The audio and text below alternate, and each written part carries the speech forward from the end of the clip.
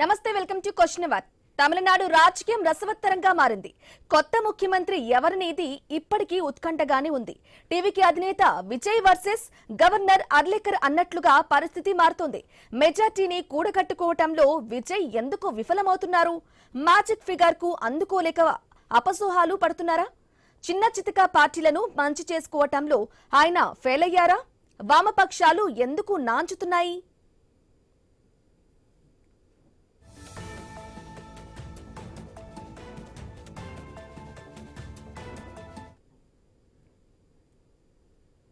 ఇక తమిళనాడు గవర్నర్ నిర్ణయం ఇప్పుడు కీలకంగా మారింది. అసెంబ్లీ ఎన్నికల్లో అతిపెద్ద పార్టీగా అవతరించి కాంగ్రెస్ మద్దతు తీసుకుని ప్రభుత్వ ఏర్పాటు ప్రయత్నాల్లో ఉన్న విజయ్ను గవర్నర్ లైట్ తీసుకుంటున్నారు. పూర్తి మెజార్టీతో వస్తేనే ప్రభుత్వ ఏర్పాటుకు ఆహ్వానిస్తానంటూ తేల్చి చెప్తున్నారు. అయితే గవర్నర్ నిర్ణయం తొండి అంటూ టీవీకే కాంగ్రెస్ ఆరోపిస్తున్నాయి. ప్రభుత్వ ఏర్పాటుకు అతిపెద్ద పార్టీని ఆహ్వానించారని, అసెంబ్లీలో బలం నిరూపించుకుంటున్నారని చెప్తున్నారు. ఇక చరిత్రను గుర్తు చేస్తూ గవర్నర్ అర్లేకర్ పై సెటర్లు వేస్తున్నారు. So clearly, as of today, TVK does not have a majority in the House. There is no doubt about that. I was reminded, this is something interesting. I was reminded of a famous cricketer called Jim Laker. Jim Laker is the highest off-spin or spin wicket taker in the world. He played a match against the Australians, I think, in 1958 and got 19 wickets in a test match, the highest ever. So Arlekar is trying to bowl a spin ball for the government. It is their Laker, not Jim Laker. And he is trying to ensure that somehow the Anna DMK and the DMK get together, and therefore TVK may not be able to form the government. But from what I hear from the newspapers, DMK have said that we're not going to join with any other party. So now the governor is clearly aware of what the situation is in Tamil Nadu. ఇక తాను రాజ్యాంగం ప్రకారమే నడుచుకుంటున్నట్లు Tamil Nadu governor Arlekar మాట. మరోవైపు కాంగ్రెస్ వీధి పోరాటాలకు దిగుతోంది. రాష్ట్ర వ్యాప్తంగా ధర్నాలకు పిలుపునిచ్చింది. అటు విజయ్ అభిమానులు కూడా తీవ్ర అసహనానికి గురవుతున్నారు. రిసార్ట్లలో కాదు, రోడ్డుపై సత్తా చాటాలని భావిస్తున్నారా? ఒకవేళ లెఫ్ట్ పార్టీలు విజయ్ కి హ్యాండ్ ఇస్తే, పూర్తి మెజార్టీ దక్కకపోతే వాట్ నెక్స్ట్? బద్ద శత్రువులైన డిఎంకే, అన్నా డిఎంకే కలుస్తాయా? వాళ్ళు ముందుకు రాకపోతే గవర్నర్ ముందున్న దారేది? రాష్ట్రపతి పాలనకు ఆయన సిఫార్సు చేస్తారా? ఇంకేమైనా మార్గముందా? ఇదే విషయానికి సంబంధించి డిస్కషన్ కంటిన్యూ అవుతుంది. మా కొలీగ్ ఆశ అందిస్తారు. Asha, good morning, over to you. Thank you. Good morning Brahmani. మీరు చెప్పిన విధంగా తమిళనాడు పాలిటిక్స్ ఎంత హాట్ గా నడుస్తున్నాయంటే మనం ఎలక్షన్స్ టైంలో చూసాము.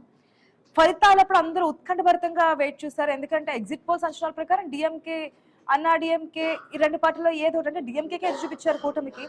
కానీ అనుకోని విధంగా అక్కడ టీవీకే అధికారాన్ని చేజిక్కించుకోవడానికి దరిదాపుల్లోకి వచ్చినటువంటి సిచ్యువేషన్. ఎప్పుడైతే సెంచరీ దాటిందో ఫలితాల్లో, ఆబ్వియస్లీ ఇంకా టీవీకే పార్టీని విజయ్ తొలిసారి 2024 ఫిబ్రవరిలో స్థాపించిన పార్టీ వెంటనే 2 years లోనే ప్రజల్లోకి ఇంత బలంగా వెళ్ళి అధికార పార్టీ, అది కూడా ఒక్కటే పార్టీగా, ఏ ఒక్క పార్టీతోనూ పొత్తులు లేకుండా కూటమి కట్టకుండా సింగిల్ గా వెళ్ళి సింగిల్ లార్జెస్ట్ పార్టీగా అధికారాన్ని చేజిక్కించుకుంటారు, అధికార పీఠం సీఎం అవుతారని చెప్పి అంతా అనుకున్నారు. సీఎం అంటూ సోషల్ మీడియాలో జరిగినటువంటి ప్రచారం చూస్తారు. కాకపోతే ఇప్పుడు రోజుకొక పరిణామాలు జరుగుతున్నాయి. గవర్నర్ని కలిసారు విజయ్, మాకు బలం నిరూపించుకుంటామని చెప్పారు. కానీ అక్కడ 108 మనకి 234 అసెంబ్లీ నియోజకవర్గాలు, దీనికి అంటే తమిళనాడు అసెంబ్లీలో మొత్తం 234 నియోజకవర్గాలు ఉన్నాయి. మ్యాజిక్ ఫిగర్ 108 మన అందరికీ తెలిసిందే. సో ఇప్పుడు 118 స్థానాలకి ఎంత దగ్గరలో ఉన్నారంటే, ఎంత చేరులో ఉన్నారంటే 108 స్థానాలు గెలుచుకున్నారు టీవీకే అధినేత విజయ్. ఇంకా కావాల్సిన 10 స్థానాలు మ్యాజిక్ ఫిగర్ టచ్ చేయడానికి. సో ఇక్కడ కాంగ్రెస్ మద్దతు ఇచ్చింది. కాంగ్రెస్ ఉన్నటువంటి 5. ఈ కాంగ్రెస్ ఎక్కడిది? డిఎంకే తో పాటు కూటమిలో ఉన్నటువంటి కాంగ్రెస్ విడిపోయి టీవీకేకి మద్దతు ఇచ్చిన ఉన్నటువంటి 108కి 1, ఎందుకంటే అక్కడ విజయ్ 2 స్థానాల్లో పోటీ చేశారు కాబట్టి 1 రాజీనామా చేశారు. ఇంకా ఉన్నవి 107 విజయ్ కేటగిరీలో. ఆ 107కి 5 కలిసినా సరే మనకి 112 అవుతోంది. ఇంకా మనకు కావాల్సిన 6 స్థానాలు. ఈ 6 స్థానాలకు సంబంధించి జరుగుతున్నటువంటి పొలిటికల్ ఈక్వేషన్స్ మనం చూస్తున్నాం. కాకపోతే ఇక్కడ బీసీకే 2 ఉన్నాయి, సిపిఐ 2 ఉన్నాయి, సిపిఐఎం 2 ఉన్నాయి.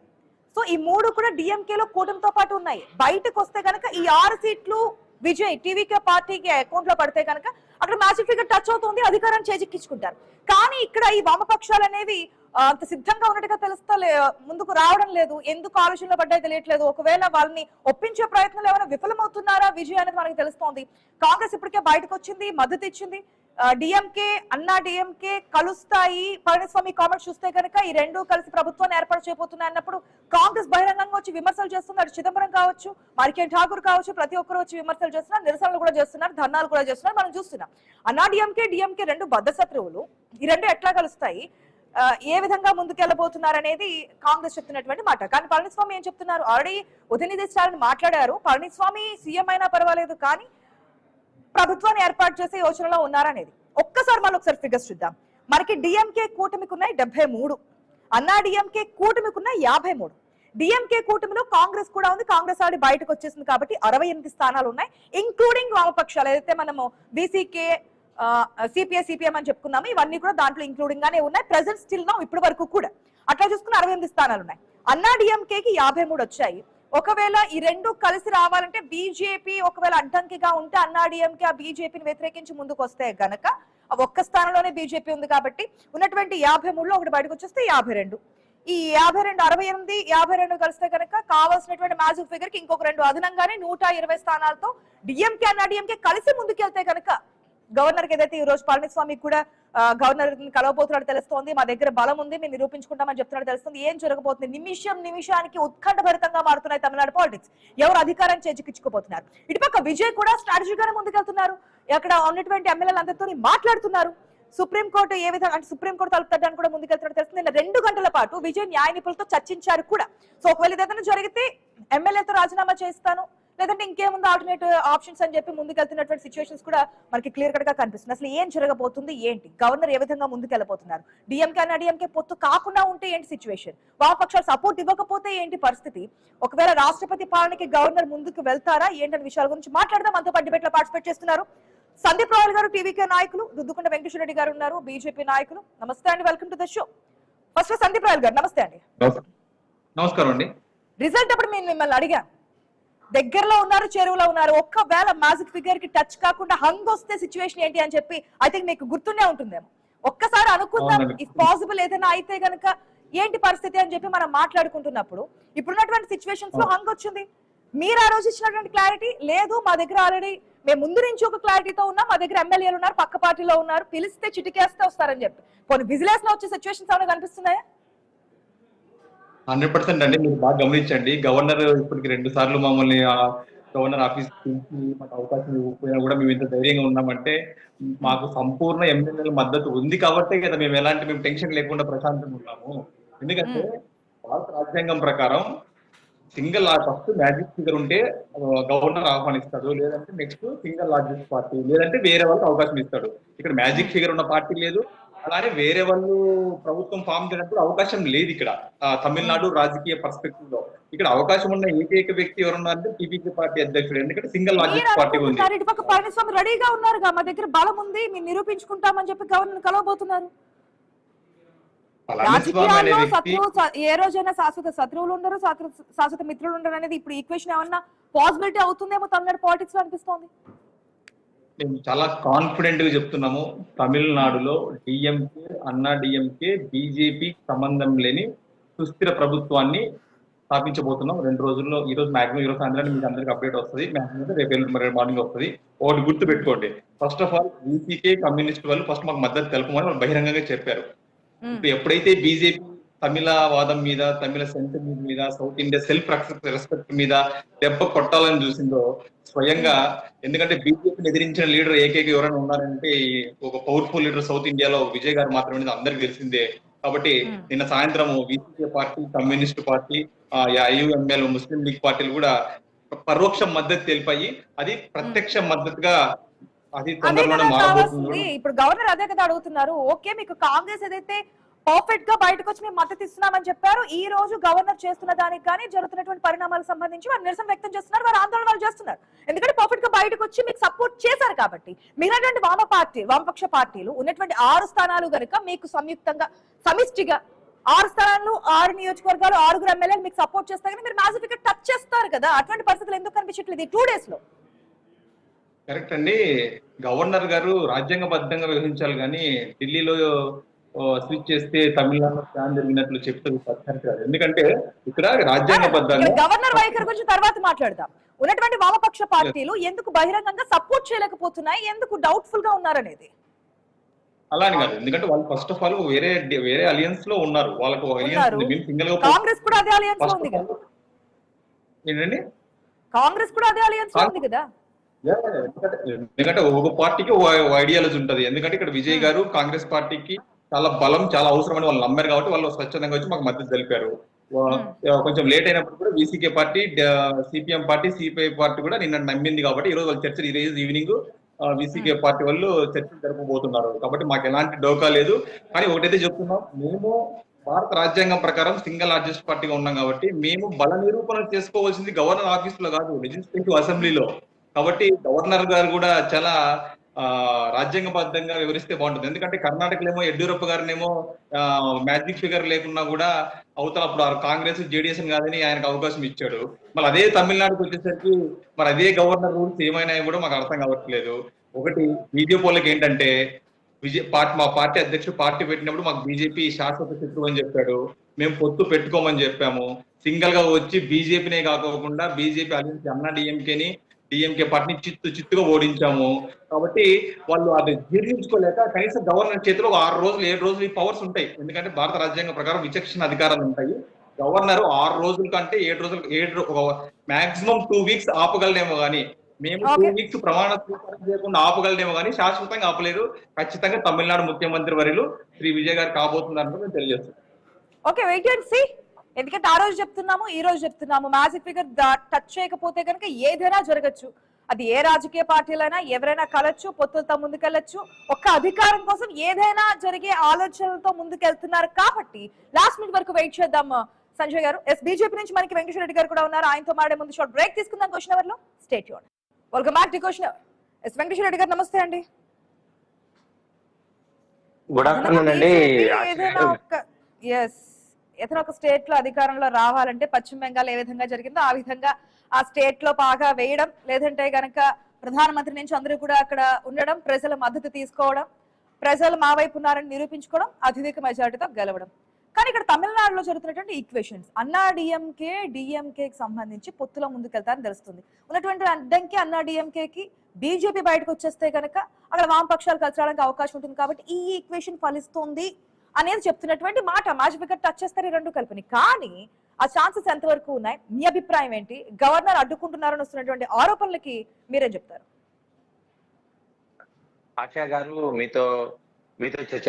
మనతో చర్చలో పాల్గొనే మిత్రులకు, అదే విధంగా వీక్షకులకు అందరికీ నమస్కారం. అయితే భారతీయ జనతా పార్టీ గాని, కేంద్ర ప్రభుత్వం గాని ఈ దేశంలో ప్రజాస్వామ్యం బలంగా ఉండాలని కోరుకుంటుంది. నిష్పక్షపాతంగా విజయ్ గారే ముఖ్యమంత్రిగా కావాలని కూడా భారతీయ జనతా పార్టీ కోరుకుంటుంది. ఇది విషయం.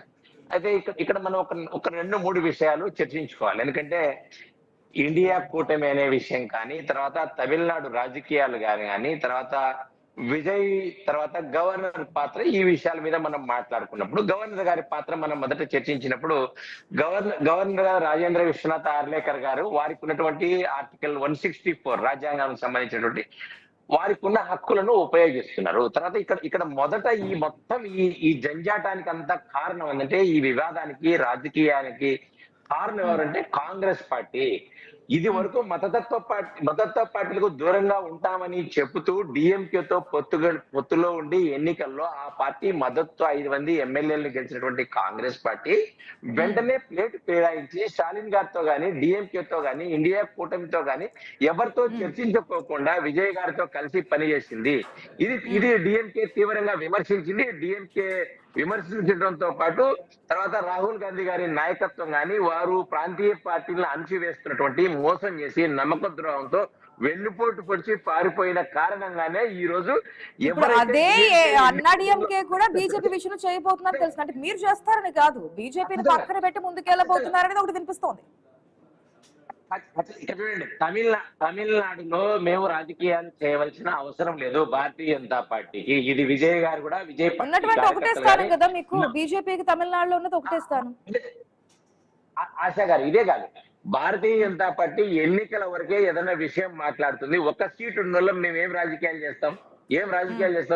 ఇప్పుడు మొత్తం రాజకీయాలు చేసేది ఎవరంటే అందుకే సందీప్ గారు అంటున్నారు గవర్నర్ త్రూ చేపిస్తున్నారు, విజయ్ అధికారంలోకి రాకూడదు. మేము ఫస్ట్ నుంచి కేంద్ర ప్రభుత్వం బీజేపీని వ్యతిరేకిస్తుంటూ వచ్చాము, ఎవ్వరు కూడా ఈ స్థాయిలో ఒంటరిగా నిలబడిన వాళ్ళు లేరు, మేము నిలబడ్డాము. ఇప్పుడు ప్రజలు మాకు మ్యాజిక్ ఫిగర్ వరకు ఇవ్వకపోయినా సరే 108 స్థానాలను ఇచ్చారు కాబట్టి మేము ముందుకెళ్లకుండా గవర్నర్ త్రూ బీజేపీ అడ్డుకుంటుంది అనేది సందీప్ గారు డైరెక్ట్ గా చెప్తున్నటువంటి స్టేట్మెంట్.